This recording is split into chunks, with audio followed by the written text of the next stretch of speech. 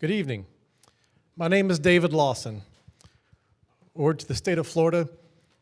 I was inmate J50538. That chapter of my journey began on January 3rd, 2013. I spent that night in our county jail and was released on bail the next day.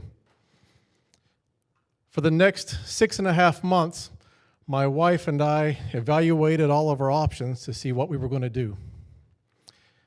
I got to tell you, I'm one of the lucky ones. In my moment of crisis, my wife and my family, they ran to me instead of away from me. I love my wife dearly, and I'm excited to tell you 2 days ago, we celebrated our 19th anniversary.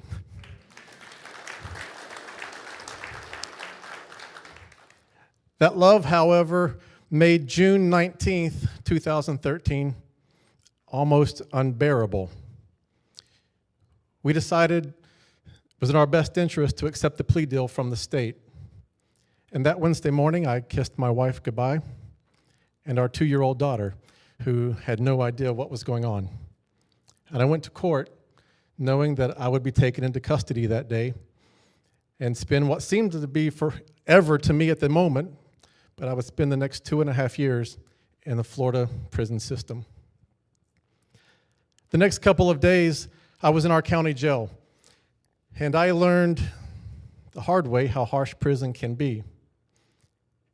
During that time, I asked as many questions as I felt comfortable or safe asking to other inmates who had been through the system, trying to learn more about the different prisons I may end up in, what they were like, what the day-to-day life was like, or what to expect. And this one prison kept coming up in conversation, ACI, Appalachia Correctional Institute. Just from the conversations, I quickly picked up that ACI had quite a reputation for itself. And I knew if even half of the things that the people were saying were true, I didn't want to be a part of that at all. Fast forward 3 weeks, I had been processed and transferred into the state prison system. I had been moved a few times already, and I was standing at a counter at the Northwest Reception Center in the Panhandle of Florida. And as my wife says, they may call it a reception center, but they don't serve tea and cookies. As I stood there at the counter after a very challenging, painful 3 weeks, I looked over and saw some paperwork, and on the top right-hand corner of this paperwork with my name on it said ACI. Immediately, my fears became reality. The next morning, I woke up, and I was incredibly angry. The night before, I begged God, demanded of him, if I fall asleep tonight, if I happen to, don't let me wake up. I lay there that morning in my bunk and just refused to get up or do anything because I was paralyzed with fear. I, at the same time, was trying not to show fear so I didn't become a target of something. I was really battling with depression, and I missed my wife and my daughter in words I can't explain. Those are the emotions I took with me that afternoon as I experienced Timothy's gift for the very first time. The only reason I got off my bunk that day was because an old man next to me said, "You need to get up and do something.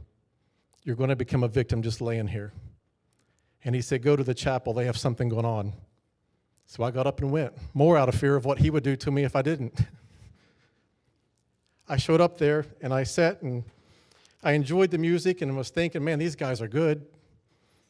And as has been stated, as the first songs began to play, my heart, I can't say it became soft, but I began to get more engaged. Then about halfway through it, Melissa said, "If it's okay with y'all, we're going to have a little bit of church now." From that point on, every word that was said, every song that was saying. I don't know how to explain it except to say it spoke straight to my soul. And at the end, they offered us a chance to come forward and take communion. I walked up, and the way it was arranged, I happened to be standing in front of Ron.